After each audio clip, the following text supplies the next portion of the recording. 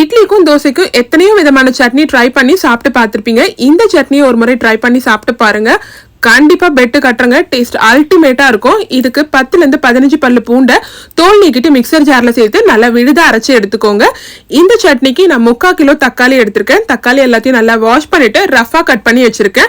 இதை மிக்சர் ஜார்ல சேர்த்து தண்ணி எதுவுமே ஊத்தாம விழுத அரைச்சு எடுத்துக்கணும். இந்த டிஷ்க்கு ரொம்ப முக்கியமானது தண்ணி சேர்க்க கூடாது. கடாயில 100 ml போல நல்லெண்ணெய் சேர்த்துக்கணும். எண்ணெய் சூடானதும் கடுகு, அரைச்சு வச்சிருந்த பூண்டு விழுதையும் சேர்த்து நல்லா வதங்கினதுக்கு அப்புறம் ஒரு கொத்து கருவேப்பிலை சேர்த்து இதெல்லாம் நல்லா செவர வதக்கிக்கோங்க. இது கூட 1 டேபிள் ஸ்பூன் பெருங்காயத்தூள் அதிகமா சேர்க்கணும்.